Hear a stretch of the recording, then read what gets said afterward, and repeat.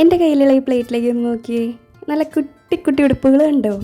കാണാൻ തന്നെ നല്ല ക്യൂട്ടല്ലേ? ഇതെൻ്റെ മോളുടെ ഫേവറേറ്റ് ബിസ്ക്കറ്റാണ് കേട്ടോ. ഇതെങ്ങനെ ഉണ്ടാക്കാമെന്ന് നോക്കിയാലോ? ഒരു 50 ഗ്രാം ബട്ടർ റൂം ടെമ്പറേച്ചറിലായതിനു ശേഷം നന്നായിട്ട് ബീറ്റ് ചെയ്യാം. ഇതിലേക്ക് പഞ്ചസാര പൊടിച്ചത് വളരെ കുറച്ച് ചേർത്താൽ മതി. കാരണം ഞാൻ അമൃതം പൊടിയാണ് ഇതിലേക്ക് എടുക്കുന്നത്. അതിൽ നന്നായിട്ട് മധുരമുള്ളത് കൊണ്ട് തന്നെ ബട്ടറിൽ കുറച്ച് പഞ്ചസാര ഇട്ടാൽ മതി. ഇതിലേക്കൊരു ഞാൻ 1.5 കപ്പ് അമൃതം പൊടി ഇട്ട് അതിലേക്ക് കുറച്ച് പാലും ചേർത്ത് ചപ്പാത്തി മാവിൻ്റെ പോലെ കുഴച്ചെടുക്കാം. അതൊരു ഷീറ്റിൻ്റെ മുകളിൽ വെച്ച് പരത്താം. ഒട്ടിപ്പിടിക്കാണ്ടിരിക്കാൻ വേണ്ടിയിട്ട് നമുക്കൊരു പ്ലാസ്റ്റിക് കവർ വെച്ചിട്ട് മുകളിൽ വെച്ചതിന് ശേഷം പരത്തിയെടുക്കാം. ഇത് കനം കുറഞ്ഞ രീതിയിൽ വേണം പരത്താനായിട്ട്. പിന്നെ ഏതെങ്കിലും ഒരു ഷേപ്പിലുള്ള ഒരു കട്ടർ വെച്ചിട്ട് നമുക്കത് കട്ട് ചെയ്തെടുക്കാം. ഞാനിവിടെ ഒരു കുട്ടി ഉടുപ്പിൻ്റെ ഷേപ്പിലുള്ള ഒരു കട്ടർ വെച്ചിട്ടാണ് കട്ട് ചെയ്തെടുക്കുന്നത്. അങ്ങനെ പരത്തി വെച്ച മാവ് തീരണ വരെ നമുക്ക് എവിടെന്നെങ്കിലൊക്കെ കുത്തിയെടുത്ത് ട്രെയിൽ വെച്ച് കൊടുക്കാം.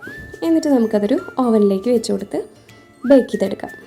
നല്ല ക്രിസ്പി ആയിട്ട് നല്ല ടേസ്റ്റുള്ളൊരു ബിസ്ക്കറ്റാണ് കേട്ടോ ഇത്. കുട്ടികൾക്കൊക്കെ എന്തായാലും ഇഷ്ടപ്പെടും. കുട്ടികൾക്ക് മാത്രമല്ല വലിയവർക്കും ഇഷ്ടപ്പെടും. എല്ലാവരും ഒന്ന് ഉണ്ടാക്കി നോക്കി നോക്കൂ കേട്ടോ.